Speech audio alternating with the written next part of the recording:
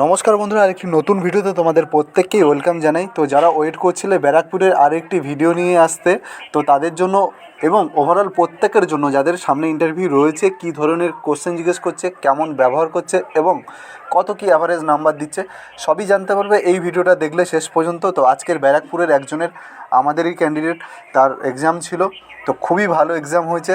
সে exam দিয়ে নিজেই বুঝতে পারছে কতটা সুন্দরভাবে সে অ্যান্সার দিয়েছে। তো তোমরা শেষ পর্যন্ত দেখো, এখান থেকে অনেক কিছুই জানতে পারবে, শিখতে পারবে। আর চ্যানেলে নতুন হলে অবশ্যই সাবস্ক্রাইব করে আমাদের সাপোর্ট করতে থাকুন। চলুন। একটু আগে করেছিলাম। আচ্ছা, আমি এই বাজারে আছি তো, তাই বলো কেমন হয়েছে? খুব ভালো হয়েছে এবং একটা প্রশ্ন জড়ায়নি, যেটা হলো তুমি রেকর্ড করলে রেকর্ড করতে পারো, ঠিক আছে? রেকর্ড করছি, চলো। হ্যাঁ, কথা হয়েছে আমি ফার্স্ট ঢুকলাম, ম্যাম ছিল, good morning ma'am, good morning sir, ঠিক আছে? আচ্ছা, তো বললো বসো, আমি বসেছি। তো বললো তোমার সম্বন্ধে কিছু বলো। আমি আমার নিজস্ব ইন্টার দিলাম।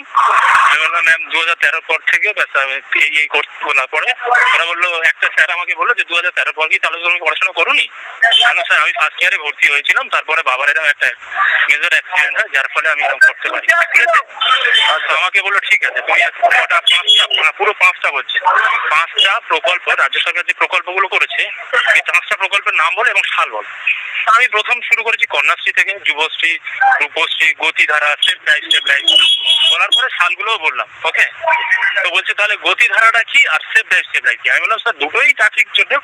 তো বললো ট্রাফিকে তাহলে রুলস কি? আমি বললাম স্যার প্রথমত যদি চারটায় তুমি আমাকে সিট বেল্ট বাঁধতে হবে, আমাকে কোনো মানুষ বা কোনো চালক মাদকদ্রব্য পান করে চালাচ্ছে কিনা সেটাও দেখতে হবে, এবং তার স্পিড ব্রেকার যেটা স্পিড আছে, হাইওয়ে যে স্পিডটা লেখা থাকে সেই স্পিডটা মেনটেন করছে কিনা সেটাও আমাকে দেখতে হবে, তার প্রপার লাইসেন্স আছে কিনা দেখতে হবে। আর বললাম স্যার জুতাটার ক্ষেত্রে তাকে হেলমেট পরতে হবে, বুট পরতে হবে, চশমা পরতে হবে, সেগুলো বললাম, ঠিক আছে? ওরা কিরকম প্রশ্ন হচ্ছে দেখো, মানে তুলছি বলে কতগুলো প্রশ্ন করছে।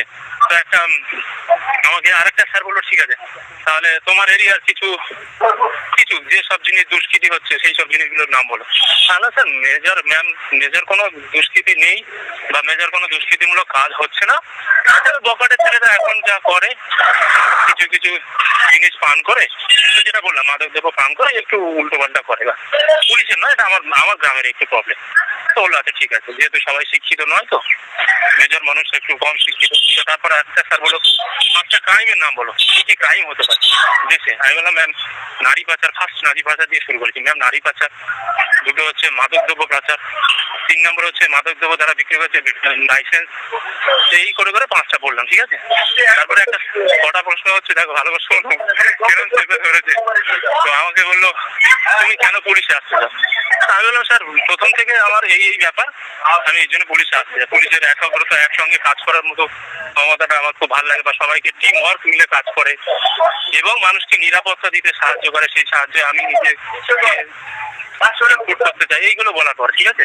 তো আচ্ছা ঠিক আছে। তারপরে একটা কি প্রশ্ন করলো, আমি ওটা উত্তর দিয়ে বললো ঠিক আছে আসো ভাই, আমি ম্যাম বলে ছেড়ে। তো ভালো হয়েছে ইন্টারভিউ তাহলে? খুব ভালো হয়, সত্যি খুব ভালো হয়। আর এই প্রকল্পগুলো আলোচনা হচ্ছিল।